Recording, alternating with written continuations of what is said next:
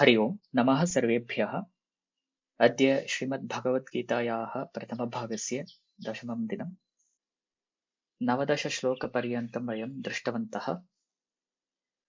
तत्र प्रथमाध्याये आदौ धृतराष्ट्रः पृच्छति किम् अभवत् इति। ततः परं सञ्जयः वर्णयितुम् आरभते। तत्र पुनः आदौ दुर्योधनः आचार्यं समीपं गत्वा पाण्डवपक्षस्य वर्णनं करोति। ततः परं पुनः कौरवपक्षस्य वर्णनं करोति। ततः परं 11 श्लोकतः तत्र क्षम्यतां 12 श्लोकतः पुनः तत्र भीष्मेण शङ्खनादः क्रियते। ततः परम् अन्ये सर्वे अपि शङ्खनादं कुर्वन्ति। तत्र पुनः के कान् शङ्खान् पूरितवन्तः इत्यपि वयं दृष्टवन्तः। तत्र वस्तुतः तत्र शङ्खानां नामानि सन्ति इति तत्र विशेषः, यतः प्रसिद्धानामेव शङ्खानां नामानि भवन्ति इत्यतः तत्र पाण्डवपक्षे वैशिष्ट्यं वर्तते इत्यपि वयं ज्ञातवन्तः। ततः परम् अद्य वयं 20तमश्लोकात् वयं पठामः। तत्र वस्तुतः प्रथम अध्यायं पश्यामश्चेत् तत्र भागद्वयं भवति। तत्र आदौ तत् युद्धक्षेत्रस्य वर्णनं भवति, सर्वेषामपि लघुपरिचयः, तथा अन्ये सर्वे अपि के किं कुर्वन्ति इत्येतदपि तत्र भवति। तद् 19 श्लोकपर्यन्तं भवति प्रथमभागः। द्वितीयभागः 20तमश्लोकतः तत्र द्वितीयभागः आरभ्यते। तत्र वस्तुतः अध्याय विषयः तत्र भवति। अत्र प्रथमाध्यायः अर्जुनविषादयोगः इति अस्माभिः ज्ञातं। तत्र अर्जुनस्य विषादः कथं जायते, तेन किं भवति, एतत् सर्वम् अत्र द्वितीयभागे भवति। वस्तुतः सः एव विषयः अत्र प्रथमाध्यायस्य मुख्यः विषयः।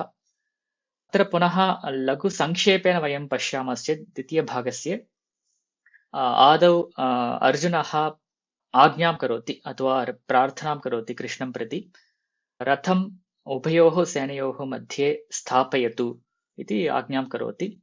पुनः तत् किमर्थं करणीयम् इत्यपि सः वदति। अहम् उभयोः पक्षयोः विद्यमानान् सर्वान् अहं द्रष्टुम् इच्छामि, तथा यैः सह अहं युद्धं कर्तुम् इच्छामि तान् अपि अहं द्रष्टुम् इच्छामि। अतः मध्ये रथं स्थापय इति सः प्रार्थनां करोति। तथा कृष्णः अपि रथं मध्ये स्थापयति। ततः परम् अर्जुनः पुनः तत्र विद्यमानान् सर्वान् उभयोः पक्षयोः अपि सः पश्यति। तद्दृष्ट्वा तस्य मनोभावः भिद्यते। अत्र तदानीमेव तस्य शोकादिभावाः उत्पद्यन्ते। ततः परं पुनः अर्जुनः तत्र धर्माधर्मविचारं करोति, स्वयं करोति। अत्र संवादः नास्ति, स्वयं सः यद्यत् चिन्तयति तत्सर्वं वदति। ततः परं सः क्लेशम् अनुभवति, दुःखेन सह युद्धं त्यक्तुमपि सः सिद्धः भविष्यति अग्रे प्रथमाध्यायस्य अन्ते। तथा क्रमः भवति। अत्र प्रथमाध्याये कुत्रापि कृष्णस्य वादः न श्रूयते।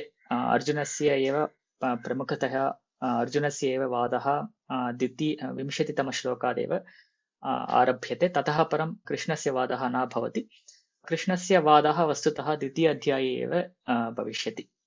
तावत्पर्यन्तम् अर्जुनस्य एव वचांसि वयं शृणुमः। 20तमश्लोकः। अथ व्यवस्थितान् दृष्ट्वा धार्तराष्ट्रान् कपिध्वजः प्रवृत्ते शस्त्रसम्पाते धनुरुद्यम्य पाण्डवः। अत्र पदच्छेदः। अथ व्यवस्थितान् दृष्ट्वा धार्तराष्ट्रान् कपिध्वजः प्रवृत्ते शस्त्रसम्पाते धनुः उद्यम्य पाण्डवः। धनुः उद्यम्य तत्र विसर्गसन्धिः श्रूयते, तत्र रेफादेशः भवति, अतः धनुरुद्यम्य इति रूपं भवति। अनन्तरम् अन्वयम् इति पश्यामश्चेत्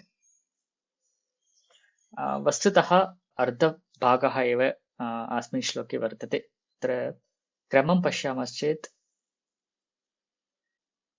सार्ध एकः श्लोकः तत्र सम्पूर्णश्लोकः भवति। अत्र अथ व्यवस्थितान् दृष्ट्वा धार्तराष्ट्रान् कपिध्वजः प्रवृत्ते शस्त्रसम्पाते धनुरुद्यम्य पाण्डवः ऋषिकेशं तदा वाक्यमिदम् आह महीपते।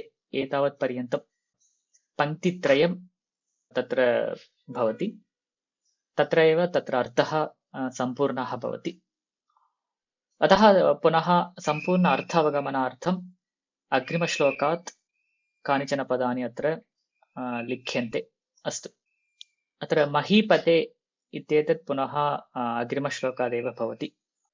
धृतराष्ट्रस्य सम्बोधनारूपं भवति।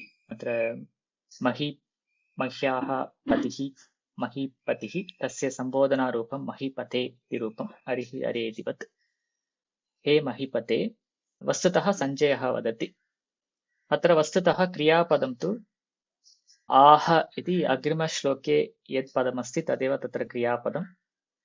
तत्र किम् आह इत्युक्ते इदं वाक्यम् आह, पुनः कं प्रति आह, ऋषिकेशं प्रति आह इति उच्यते। तत्सर्वम् अग्रिमश्लोके भविष्यति।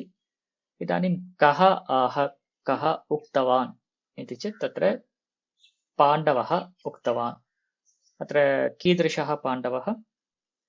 कपिध्वजः पाण्डवः। अत्र कपिध्वजः नाम तत्र कपिः ध्वजे यस्य सः इति बहुव्रीहिसमासः। अतः कपिध्वजः अर्जुनस्य विशेषणं भवति। तथैव पाण्डवः अपि अर्जुनस्य विशेषणमेव भवति। पाण्डोः अपत्यं पुमान् इति पाण्डवः। अतः कपिध्वजः पाण्डवः आह। पुनः तत्र किं कृत्वा आह इत्युक्ते दृष्ट्वा आह, अथवा किम् अथवा कान् दृष्ट्वा आह? व्यवस्थितान् धार्तराष्ट्रान् दृष्ट्वा। व्यवस्थितान् तत्र स्थितान्, तत्र ये तिष्ठन्तः सन्ति तान् धार्तराष्ट्रान्। धृतराष्ट्रस्य अपत्यं पुमान् धार्तराष्ट्रः, तस्य बहुवचने धार्तराष्ट्राः, द्वितीयाविभक्तौ धार्तराष्ट्रान्। सो तान् धार्तराष्ट्रान् दृष्ट्वा पाण्डवः आह। पुनः किं कृत्वा आह? तान् दृष्ट्वा धनुः उद्यम्य आह। तत्र धनुः जानीमः। अत्र धनुः इत्येतत् द्वितीयाविभक्ति। अत्र धनुष् इति शब्दः, पुनः द्वितीयाविभक्तौ धनुः इति रूपं। धनुः उद्यम्य, उद्यम्य नाम धृत्वा इति अर्थः। Holding it up are taking it up, तथा लिफ्टिङ्ग् इट् अप्, तथा अर्थः भवति। सो धनुः उद्यम्य आह। कदा आह इत्युक्ते अत्र सम्पाते, शस्त्रसम्पाते प्रवृत्ते। शस्त्रसम्पातः इति प्रथमा विभक्त्यौ रूपं। शस्त्रसम्पातः नाम शस्त्राणां प्रयोगः इति अर्थः। पुनः शस्त्रसम्पातः प्रवृत्तः। अत्र प्रवृत्तः इति पुनः वृत्ति धातोः पुनः प्रत्ययान्तरूपं, प्रा उपसर्गपूर्वकः अयं धातुः। सो शस्त्रसम्पातः प्रवृत्तः। सो वस्तुतः ताप्रत्ययः भूतकालार्थे एव भवति, परन्तु अत्र वर्तमानार्थे ताप्रत्ययः भवति। अतः शस्त्रसम्पातः प्रवृत्तः इति चेत् तत्र शस्त्रसम्पातः प्रवर्तमानः इति अर्थः गम्यते तत्र।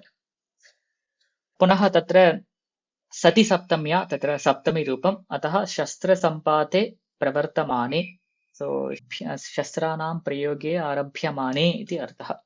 when the shastra prayoga is about to start, so तदानीं तथा अर्थः भवति। सो आरभ्यमाने किं भवति? तदानीं यदा तस्य आरम्भः भवति तदा अयं पाण्डवः ऋषिकेशम् इदं वाक्यम् आह। सो that time Pandava told this sentence to Hrishikesh. सो तथा सम्पूर्ण अन्वयः भवति। पुनः अन्वयः महीपते अथ व्यवस्थितान् धार्तराष्ट्रान् दृष्ट्वा कपिध्वजः पाण्डवः शस्त्रसम्पाते प्रवृत्ते धनुः उद्यम्य तदा ऋषिकेशम् इदं वाक्यम् आह। सो वस्तुतः शस्त्रसम्पातः भवति इति कारणातः एव सः वस्तुतः धनुः उद्धरति इति केचन वदन्ति। अस्तु, इदानीम् अत्र विषयः कः इति किञ्चित् अवलोकयामहे।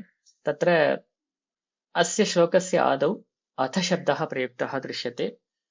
वस्तुतः अथशब्दः बहुषु अर्थेषु अथशब्दः भवति। मङ्गलार्थे तथा आनन्त्र्यार्थे पुनः आरम्भार्थे च अथशब्दः भवति। अत्र अथशब्दस्य प्रयोगः आरम्भार्थे भवति तथा मङ्गलार्थे अपि भवति इति ज्ञेयं। यतः एतावत्पर्यन्तं वयं सामान्ययुद्धवर्णनमेव वयं दृष्टवन्तः। इतः आरभ्य तत्र सूक्ष्मः विषयः भवति अथवा वस्तुतः अत्र ग्रन्थवस्तुविषयः भवति इति कारणतः तत्र अथशब्दः आरम्भार्थे तथा मङ्गलार्थे च भवति इति ज्ञेयम्। So it's kind of a switching gears, basically changing the topic. So तन्निमित्तम् अत्र अथशब्दः प्रयुक्तः इति ज्ञेयम्। पुनः तत्र धार्तराष्ट्रान् दृष्ट्वा तस्य पुरतः धार्तराष्ट्राः एव सन्ति, तान् द्रष्टुं सः इच्छति इति उच्यते। पुनः कपिध्वजः इत्यत्र कपिः ध्वजे इत्यत्र पुनः कपिः ध्वजे न, तत्र कपिच्छिन्नं तत्र ध्वजे अस्ति इत्येव तत्र भावः। तेन किं ज्ञायते, तत्र हनुमतः अपि अनुग्रहः तत् अर्जुनस्य पाण्डवस्य अस्ति अथवा पाण्डवपक्षस्य अस्ति इति तत्र ज्ञेयम्। अस्तु, तावानेव अत्र विषयः वस्तुतः। Thank you all for watching this video online. If you have anything to ask or share, you can post them on the comment section below. If you like to join this live course, you can use the link given in the description for registration, and make sure that you meet the prerequisites of the course. And if you like this course, please like and share this course with others. And धन्यवादः, वयं पुनः मिलिष्यामः।